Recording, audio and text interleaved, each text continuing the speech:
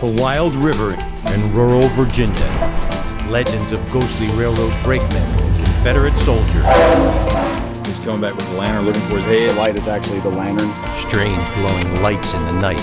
All point to a mystery of the living sky.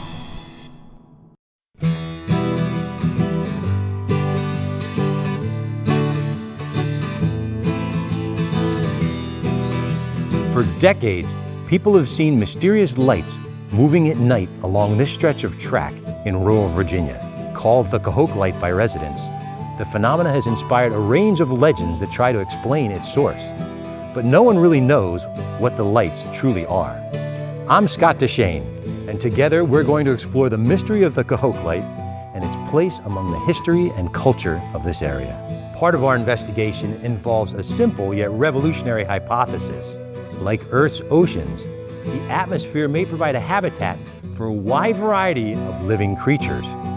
Every place on Earth has its own unique ecosystem, but we don't often think about how we fit into a much larger habitat. The atmospheric ocean that towers above us, immense clouds of gases, vast aerial rivers, and great quantities of minerals all move through the sky.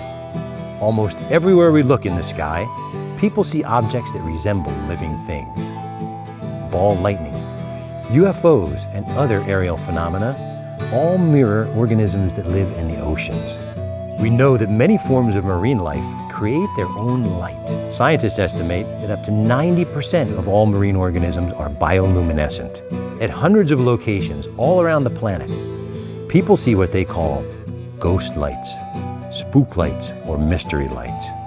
Many of these lights float and move through the air. They seem to pulse as they generate their own light. Some act curious and seem to interact with people. People have described the Cohoke Light as doing all of these things. Could some of these lights actually be produced by bioluminescent airborne organisms? The only way to find out is to look closer. Join us as we investigate this enduring mystery. Perhaps we'll find that the oldest resident of this historic community is a completely unknown organism. Maybe, just maybe, we'll find new evidence that the sky is alive. The town of West Point is built at the confluence of the Pamunkey and the Mattaponi rivers. The rivers are named after two major Native American tribes, many of whom still live in the area. Overlooking the town is a large paper mill, producing a variety of paperboard and providing jobs for many residents. Moving up the Pamunkey River, we quickly leave the town and enter a unique natural environment. This is the home of the legendary Cohoke Light. The Pamunkey River dominates the area here. Rising and falling with the tides, the water here shapes and defines the surrounding land. Salt water from the ocean reaches up the river, mixing with fresh water in a constantly changing interface. Water infiltrates the land in extensive marshland. All around we find delicate, ever-changing combinations of water and soil. And above it all, the mighty atmosphere towers. It brings precipitation, wind, and a variety of wildlife to the region. The people that live here know the ways of the river well. Hi, Mr. Fischer. Hi, good morning. Welcome to Windsor Shades. Thank you so much for having us here today. Windsor Shades, it was built sometime between 1745 and 1750. I understand this was an inn in colonial times. Yes, it was. Somewhere around 1753, it became an inn, and there was a ferry here, and it was a major crossing for people going to Williamsburg. So we've had many famous people that have come through the house, the most notable being George Washington. How much of the original inn survives? The whole thing. It's still there. I'd love to show it to you. This is the original fireplace, and as far as I know, it also was the major cooking facility for the tavern. How many times did George Washington stay? I've documented at least 30 times. He usually would eat here and then cross the river, stay at Martha's relatives, and then go on to Williamsburg. He did sleep here one time, though. He had a sick horse and had to stay. This area is a salt freshwater mix. It's one of the few rivers in Virginia that have unspoiled large marshy areas. It's about 50 miles to the Chesapeake Bay.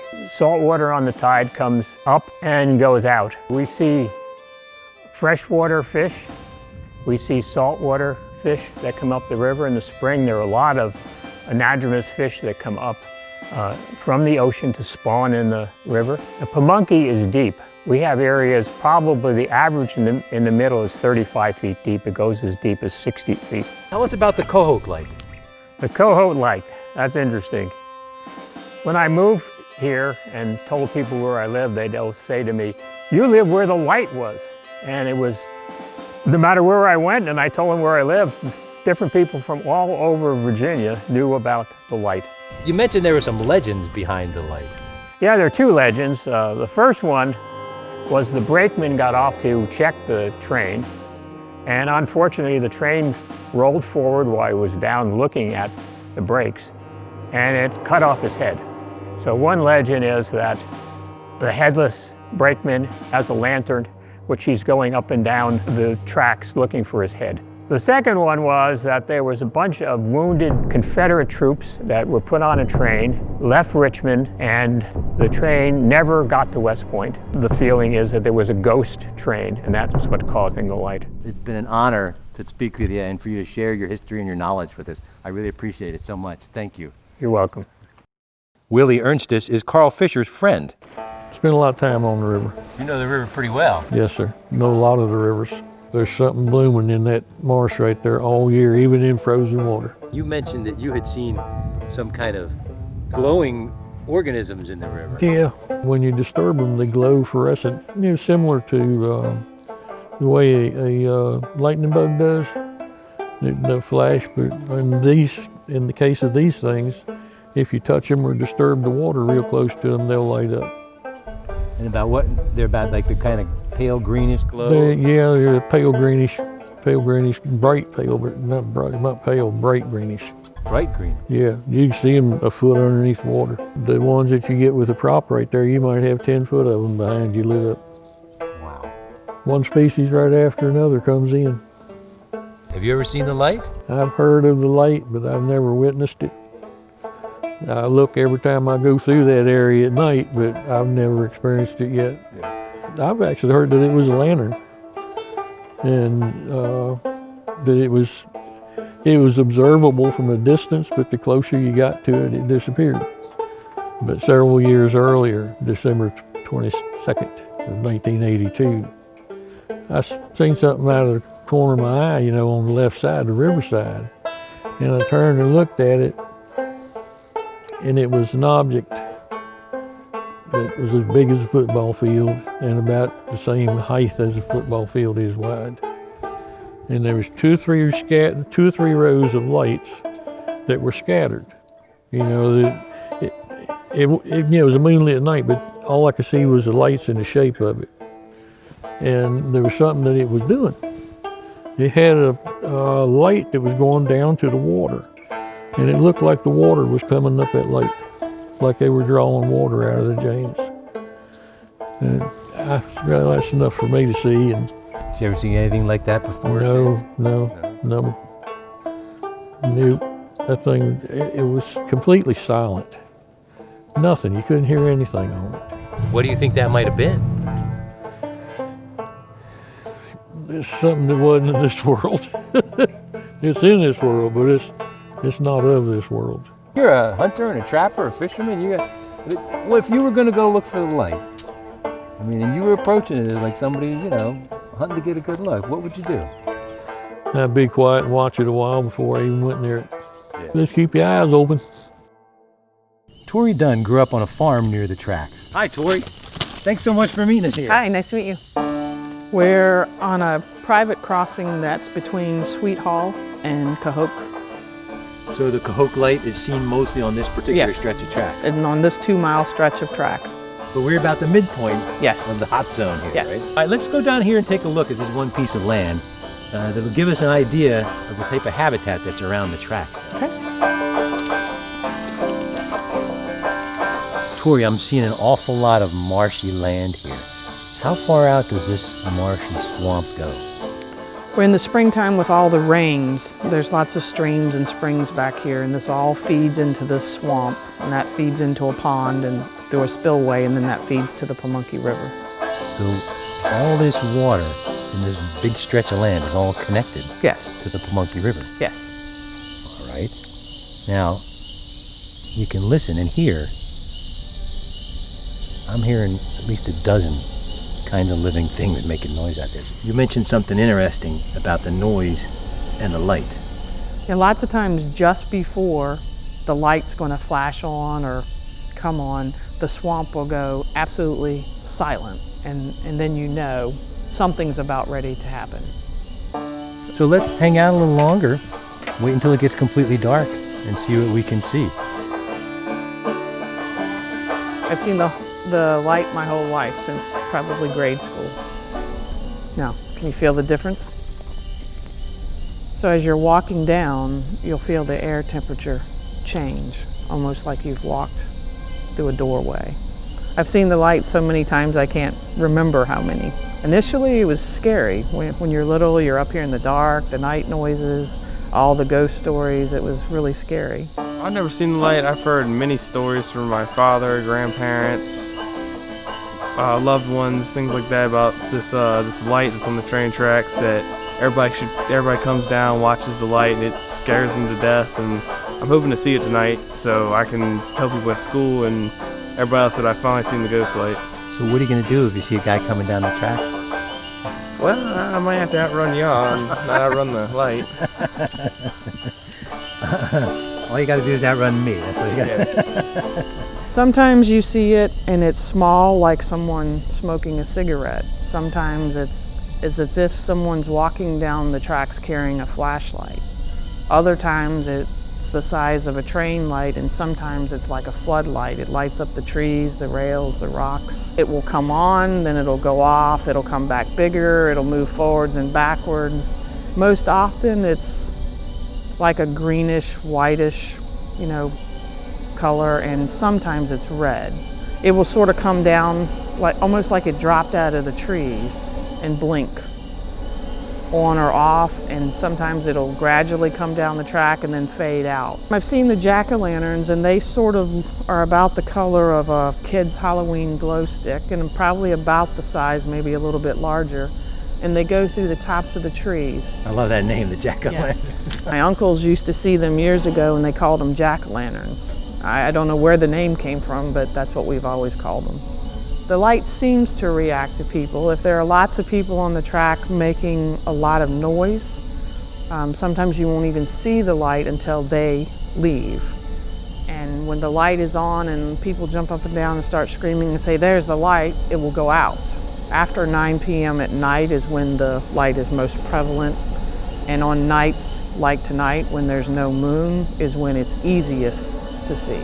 Stories that my father and my grandparents have told is on misty, rainy nights, they seem to see it more. Well, we came up to look at this light, hopefully to see it. And when we first got here, a little ball of light about this big bounced across the track and just disappeared.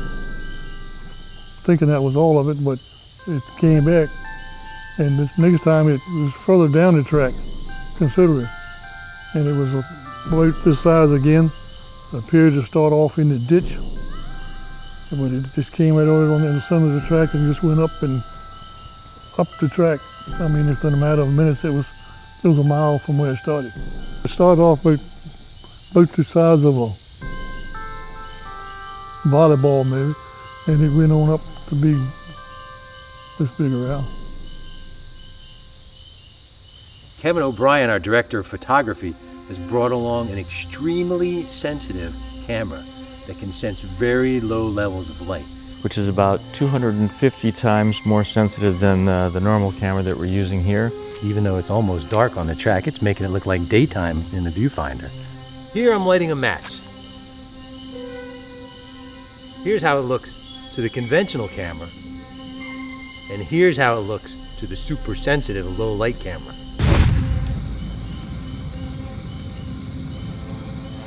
This is an ordinary firefly, but look at the explosion of bioluminescence revealed by this technology. If the Cohoke Light reveals itself, this camera should show us something beyond what the human eye can see. To study mystery lights, we first have to identify known sources of light. Numerous fireflies or lightning bugs make the area shimmer with light from May through July.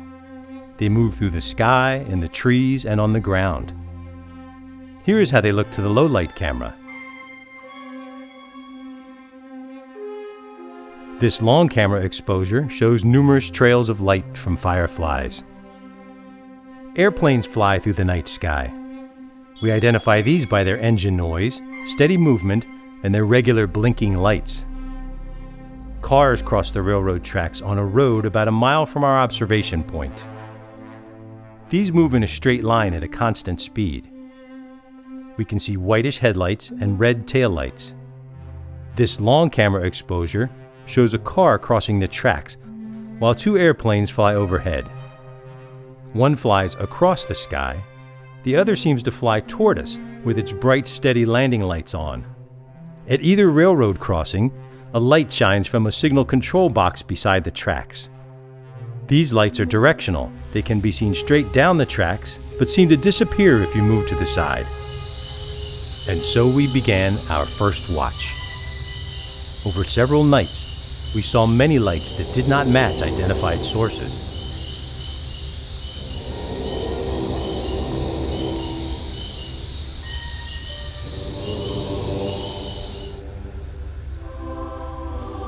What's that thing?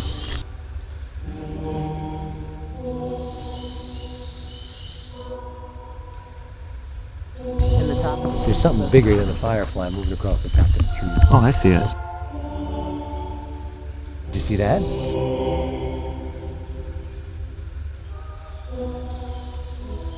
I don't think that's fireflies. They're too big.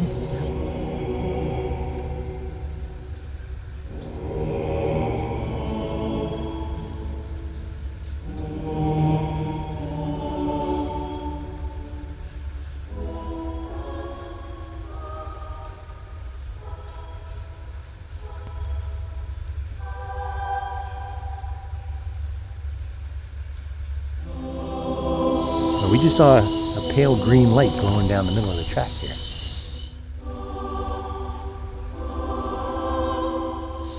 And right after that, we saw a couple things moving across the tops of the trees.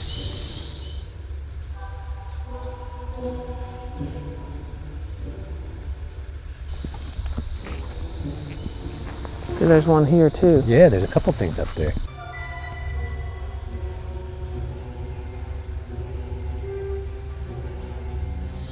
And there's a lot of fireflies around, but what we saw were bigger and brighter than fireflies.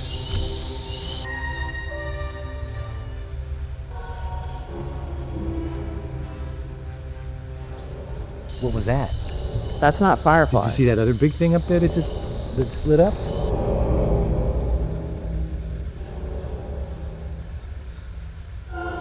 Look at the speed of this glowing creature. In a half a second, it emerges from the trees, swoops outward and upward, and then re-enters the trees. This may be the most impressive footage of the night.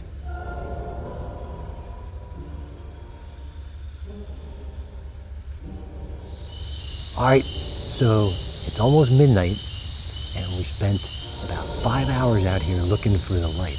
And we did see some interesting things. You want to go over what we saw tonight? What did you see then? Flashing lights, something similar to fireflies in the trees, some reddish color that came from the ditches, but just flashing, and that was it. And what did you see that was interesting? The glowing lights in the tree, look like something going back and forth across the train tracks, like red lights or something like that going across. We saw that one bright light go over the tops of the trees, and then the one light above it flashed, almost as if it was in response to that. And then we saw the glow down the track and the couple of red lights flashing. But what's frustrating is, even with this great equipment out here, even though we were looking, they were gone before we could even react. Are you up for doing it again? I'm up for doing it again. How about you? Same here. All right, I'm up for it, so we'll get back together and do it again. Reviewing the footage from our first watch, we discovered that the cameras recorded some interesting objects that we did not see at the time.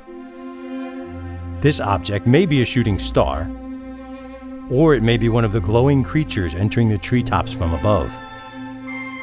This object flies from the top of the trees, seemingly startled by the powerful flashlight beam. The flashlight seemed to make another object dart down from the trees. Oh, something just went through there. We found some other surprises on the footage. Our light seemed to reveal pulsing disc-shaped objects moving through the air. This orb-like object pulses by. Like marine invertebrates, aerial invertebrates may be composed largely of the medium in which they live. Nearly transparent, these creatures may enter our range of vision only in extreme lighting conditions. Perhaps some of these objects are simply droplets of water vapor. But there was no rain during our watch. Could a wide range of organisms actually move through the skies in this mysterious area? This footage hints at what we would observe during later visits. The Pamunkey Native American tribe lives on a reservation about 18 miles upriver from West Point, just miles from where people see the Cohoke Light. Theirs is the oldest reservation in the United States. Through the Revolution, the Civil War, the Industrial Revolution, and the upheavals of 2 world wars, the Pamunkey people have maintained their home on this land next to the river that shares their name. The grave of legendary Chief Powhatan, father of Pocahontas, overlooks the river. The tribe maintains a museum with ancient artifacts and samples of modern crafts. This photograph shows the mantle of Chief Powhatan from the early 1600s. Said to be the oldest surviving piece of Native American clothing, the mantle now resides in a British museum. Nearly 20,000 small shells are sewn by hand on the 4 deerskins that create the mantle. What could the orbs surrounding the human figure represent? Generations of Pamunkey tribe members have seen the Cohoke Light. George Warren Cook is a member of the Pamunkey Tribe Council. I would look for the light just about every night. Of course, you didn't see it every night. But over those 10, 12 years, I saw it about 15 times.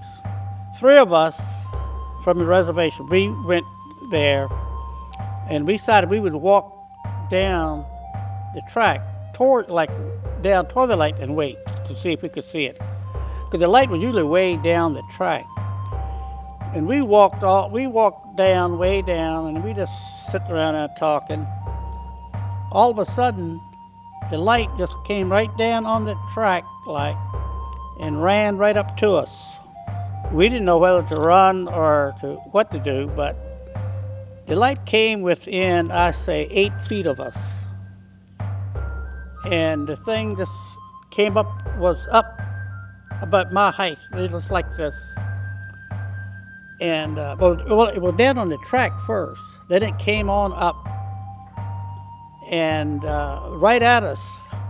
And we didn't know what to do. And the light just moved like this. And when we turned around and left. But it was enough of a glow, it would light up the railroad track.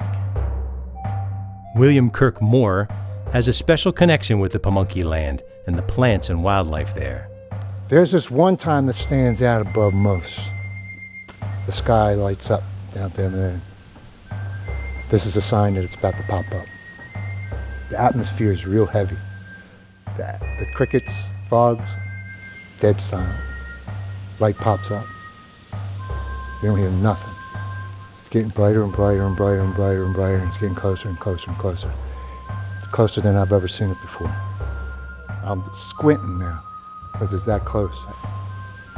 It goes by. No sound. You don't hear nothing. It goes by. And they've had scientists down here of all countries doing all kinds of things on the track, trying to take pictures, claiming satellites, claiming stars, the fog, all kinds of scenarios, and nothing paid out. Nothing. Now, if we were going to go look for it, do you have any advice? Yeah, be very quiet and still.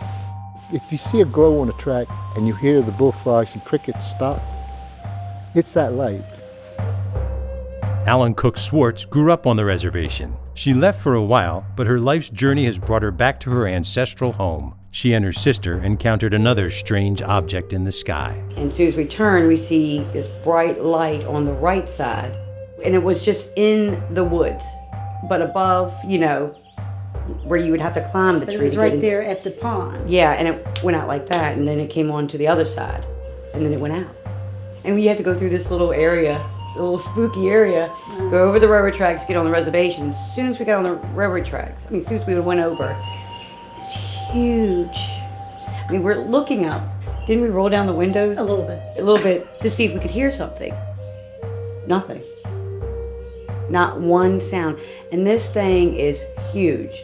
And it has bright lights all the way around it. And it's like, are we really seeing what we're seeing? No sound. And just sat there. And then when it went so fast, if you had blinked, you would not have seen it. And then the flash of the light, from it moving, taking off. It was incredible. Never seen it. And we've always wanted to see it again, but never have. It seemed like it was really big. We could not see, like, the body of it. All we could see were lights. All the lights that went around it. And it's the whole sky. It was either that low or just that big. We've returned to the train tracks where people most often see the Cohoke Light. Now it is midsummer, 7 weeks after our first visit. The trees are fully leafed out. The warm summer days are at their longest, and bustle of seasonal life is at its peak. Some have observed that mystery lights like the Cohoke Light are more often seen during warmer months. If living things do cause some light, perhaps their bioluminescence becomes more visible when they mature as the seasons pass. Witnesses have told us that the lights sometimes fail to appear where there is noise or light. So tonight, we're going to try and keep our visual as dark and as quiet as possible.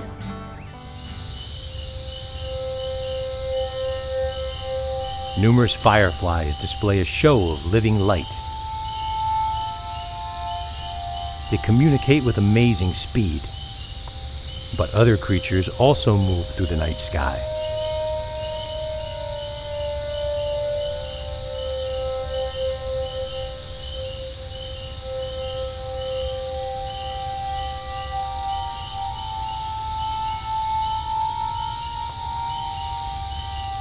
A car crosses the tracks.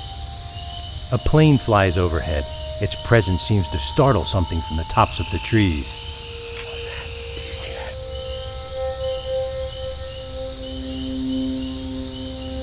that? Another one flees as the plane gets closer. I see a flashing light. In this clip, a faint light comes on and holds steady near the top of a tree for almost 20 seconds. We've sped up the footage here. It's hard to tell if some of these glowing creatures were fireflies. Scientists have named over 2,000 species. Each has its own unique pattern of flashing lights. But some of these were much brighter than the majority of fireflies we saw. These brighter glowing creatures zooming through the tops of the trees seemed to expand and contract as they flew. In slow motion, you can see how rapidly these creatures moved over great distances. Some of the most revealing images we captured were from long exposures from a still camera. You can see how they capture a series of firefly flashes in one shot. We see the visual track of the creature as it flies. But what are these bigger, brighter lights?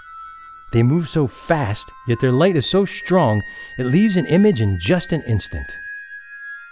Could these be the same types of larger creatures we see in the tops of the trees?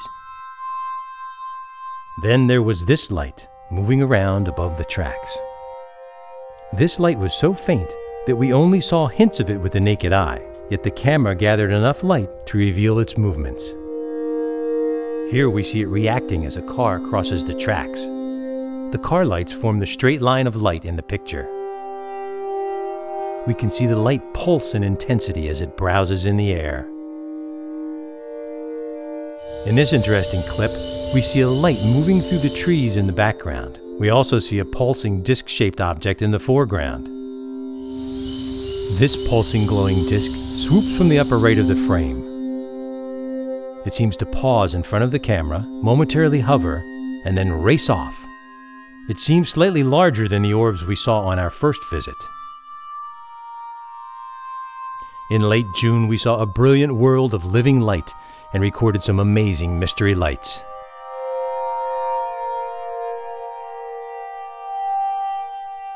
We resolved to return again later in the summer.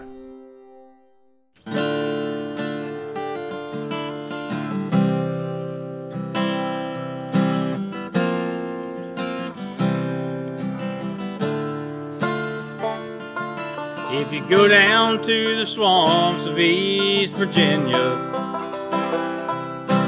down where the Pamunkey River winds, if you go down to the Cohoke Railroad,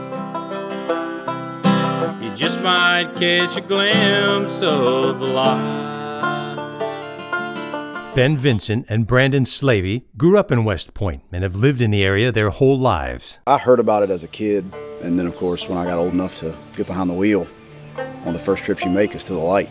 Maybe about 1 out of every 4 times you'd see it, but the times you would see it, you'd see it multiple times in the same night. You can come out here and sit all night and you won't see a thing, but that one time you will see it more than once. It's like they're hot nights, I guess you call it, like where it's just active. When you see the light, it's like somebody's down there with a spotlight on, just click and just turns it on. Not, like bright, like blowing you out, but I mean just a spotlight. It's just, you can tell somebody a long ways away, a spotlight just came on, and it looks like a train coming down, coming down the tracks. And sometimes it looks like it might, kind of waved off to one side or the other. One time that I was out here, I saw it pop up, the light, and everybody was still, and it went away. And in a matter of seconds, it popped up again, and it was bigger, and then it went out. And then it popped up again, and it was bigger still after that. It's like it was coming closer to us. And that was it for us. We took off after that. That was pretty scary even. Usually, everybody has to be completely quiet when you're looking for it. And then when it comes up, it's like a spotlight coming down there. Somebody would start talking, or some girl would, scream or something. Then it would just shut right off. I'm not sure, necessarily if it's reactive to people, but I think everybody kind of has the mentality that if you see it, you don't want to scare it away. Kind of like seeing a rare animal. Don't frighten it. I want to get a look at it. How does it move? Like, does it bob up and down? Does it move smooth? It just hover. You just kind of just hover side. It just kind of goes to the side. Like a hover. I've only ever seen one. I've only seen one light. Yeah. I've only seen one light, and that was enough. Certain people don't believe in it, but when you hear like a legend come up through the county, you hear it from your parents and your grandparents. Oh yeah, this light over Cohoke, and you finally decide to get a group of people together to come up and look at it. Oh, we're not going to see anything. We're just going to go up and take a little ride, and then all of a sudden, light pops on. Yeah, people go a little wild. It's like, oh, let's leave now. You're gone. What legends do people have to explain the light? Swamp gas. I've never seen swamp gas or heard of making a perfect circular light, come towards you on a railroad track. Railroad engineer stuck his head out the window and got his head taken off. He's coming back with a lantern looking for his head. The light is actually the lantern and that's when they say it move. It's him scanning the tracks with his lantern, looking for his own head. Looking for his own head, going back and forth. A train wreck and a bride and groom, were together, and she died, and he's going back looking, looking for his bride. Train derail with Confederate soldiers. Do you guys believe any of these legends? I believe what I've seen. I'm not going to give anything a ringing endorsement. Exactly. But there is definitely a light that shows up in the middle of the night on this railroad track. That's about all I can tell you. There's something out here. We watched the skies around the tracks again in early August. Previously, we saw many lights, but only from a distance. This time, we planned a different approach. We wanted to try to get a close look at the lights, so we pointed several powerful telescopic lenses down the tracks. These greatly enlarge objects in their view, but they have a very small range of focus. Anything out of that limited focal area is blurry or not visible at all. Since the lights seemed to move so rapidly, we locked down the lenses, focusing at a distance down the track.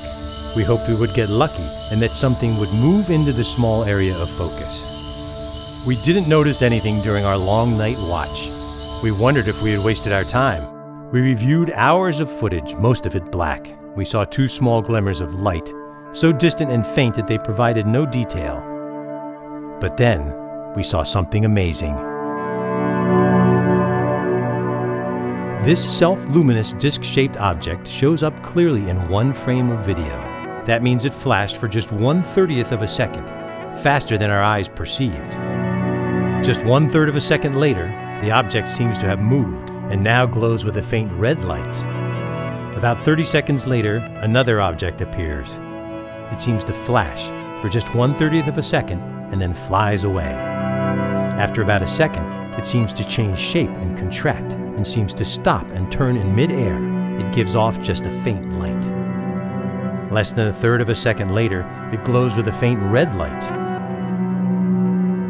Then in 1/3 of a second, it seems to race back toward us and flashes again for just 1/30th of a second. This all occurs in less than 2 seconds.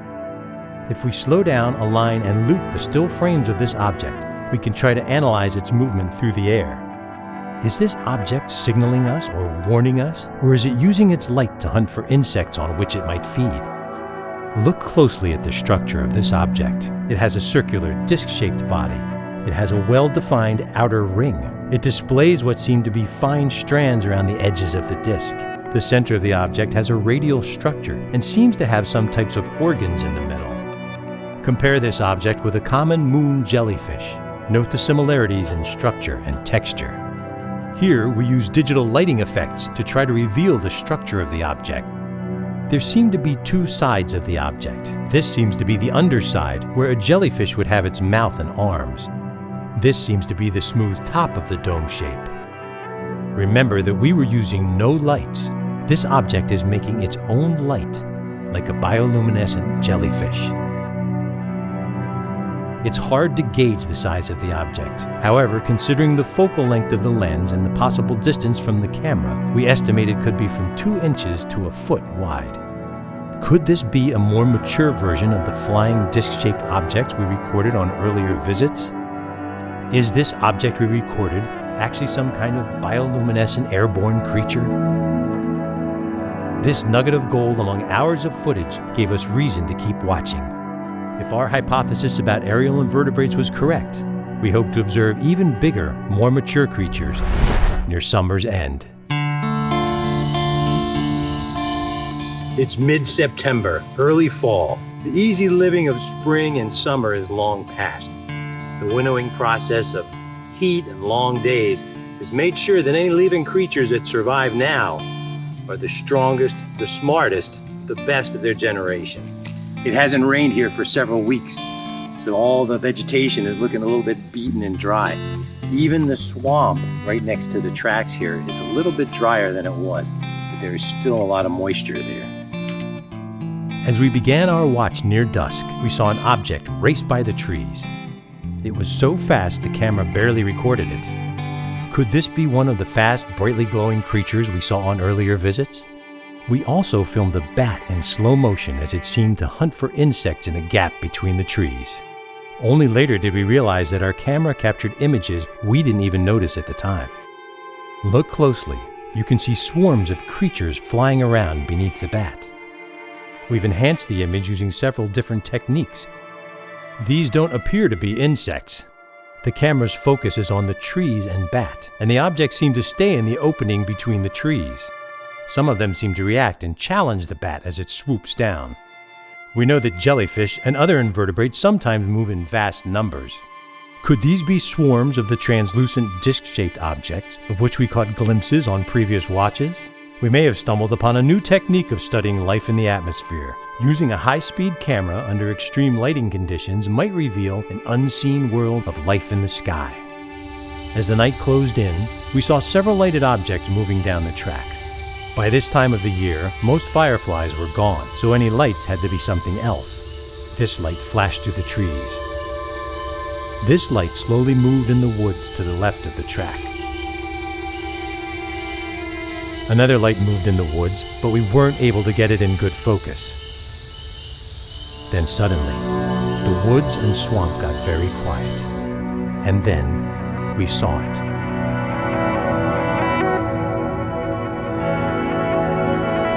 This round light suddenly appears on the tracks. It flares and then pulses away and then goes out. This looks and acts just like how people describe the legendary Cohoke Light. We kept this camera in the same position as night fell. By overlaying footage of the light on earlier footage, we can see exactly where this light appeared on the tracks.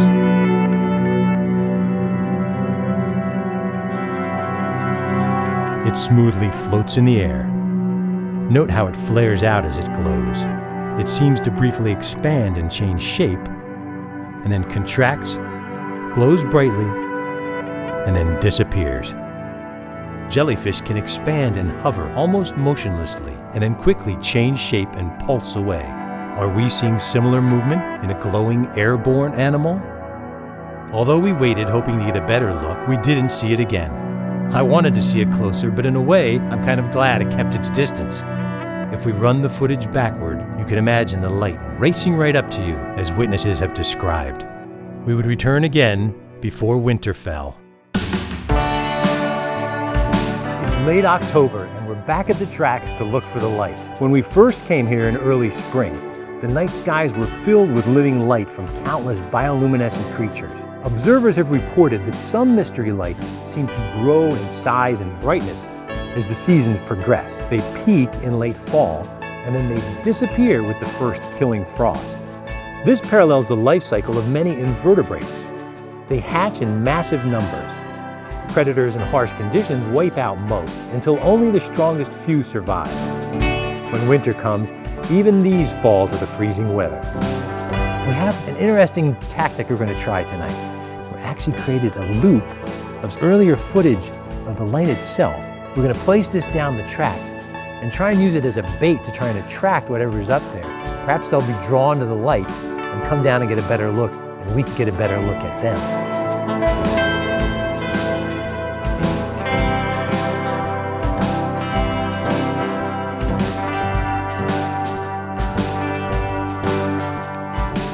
We're also using a GoPro camera, which will provide super high resolution, 4K images of a wider field of view. So if anything does show up, we'll at least have some record that we can zoom in and see more clearly.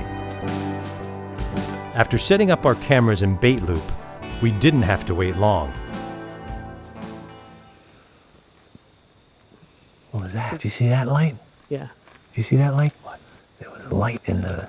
Flash went across the trees. Yeah, between the trees. Could this be one of the green glowing objects we saw earlier? One of the so-called jack-o'-lanterns? The creature hovers, dips down and flares with light, and then quickly flies away. Before the light flashes, we see a bat swoop down toward the tree branch. The creature flares as if to warn the bat away. This clip shows what may be a previously unknown aerial bioluminescent organism. The high-definition still pictures show one or more objects with similar green lights moving in the field next to us.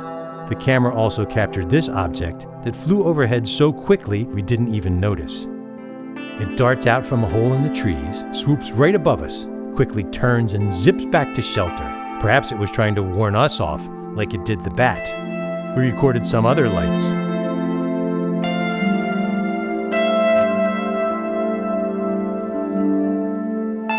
These lights down the track may have been related to the light we saw in September, but this time they were too far away to see clearly. The highlight of the night was definitely this footage of a strange new creature. Some round objects we saw resembled jellyfish. This object and the other long tapered objects we saw seemed to resemble squid. Squid are incredibly mobile in fluid environments. They can float motionlessly and then rocket away. Many use bioluminescence to communicate, attract prey, or stun predators. Some squid actually fly out of the water, sometimes for up to a mile. Like a squid, this creature floats, flares with light, and dashes away. Recording this was a great way to wrap up our seasons of observation. Soon the cold would come, drawing winter's blanket over the landscape. Reviewing our findings, we observed what seemed to be two main types of mystery-lighted creatures. We saw round lighted objects that seemed to resemble jellyfish in shape, movement, and bioluminescence. We saw other tapered objects that seemed to resemble squid as they expanded and contracted as they flashed and flew. Around the world, thousands of people have reported unidentified objects moving through the sky. The two main shapes they report are disc shapes, like jellyfish, and rocket or cigar shapes, like squid. The two main types of objects we saw around the tracks seem to parallel these reports. We've seen how this area provides a unique habitat for a potential aerial invertebrate. The nearby Pamunkey River has a tidal zone with a constantly changing mix of fresh and salt water. Vast marshes around the river provide complex and varied blends of soil, water, vegetation, and atmospheric resources. The tributaries feeding the river arise from many underground springs. So there's a subterranean component that we haven't even begun to explore.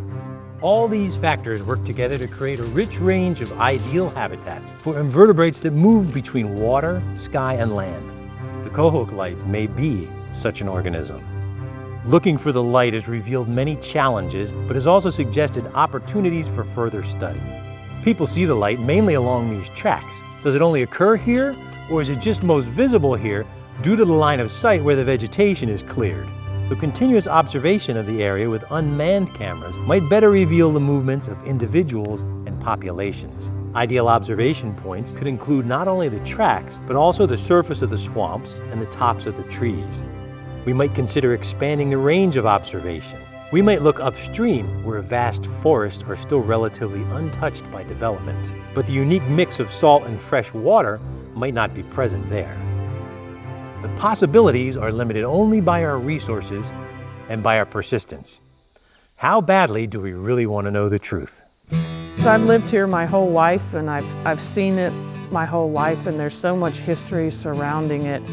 I think it's interesting that people should know what it really is and that it really is here.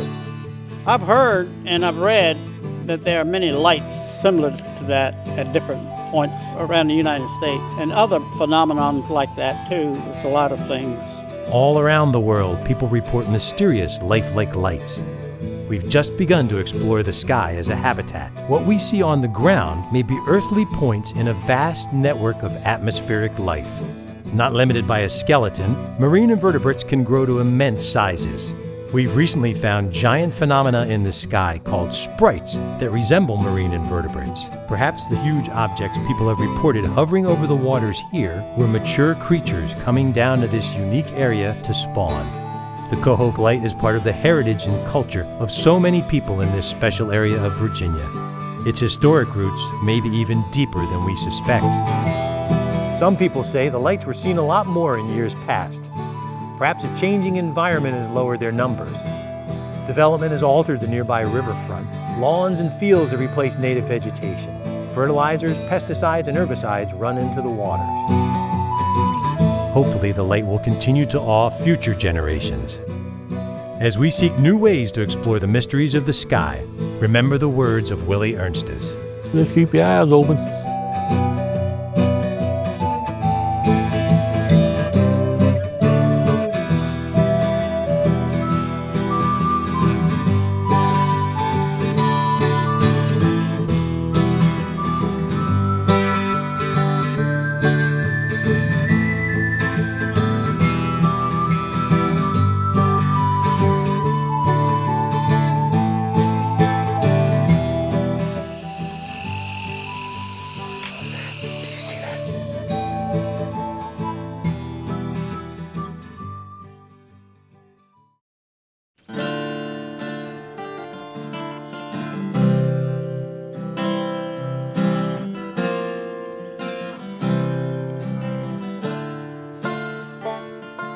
If you go down to the swamps of East Virginia,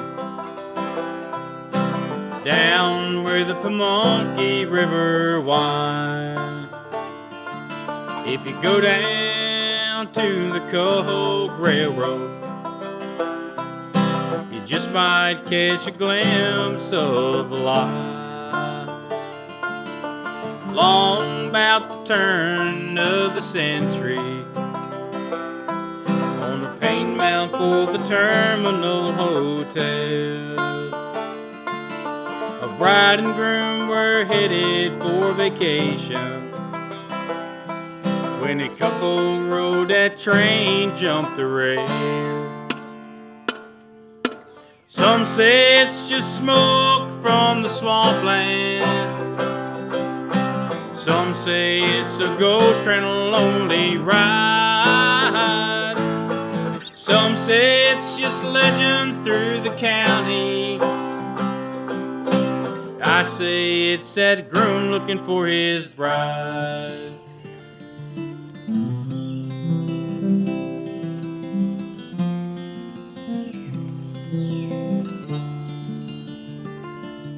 As the train left the station up in Richmond, with a fate not even the Lord above could say, as it headed through the tracks of King William County, headed towards a dark and cold grave. Some say it's just smoke from the swampland. Some say it's a ghost train, a lonely ride. Some say it's just Chandler Johnson's spotlight. I say it's that groom looking for his bride. So if you go down to the swamps of East Virginia, down where the Pamunkey River winds, if you go down to the Cohoke Railroad, at 2 a.m. you just might see the light.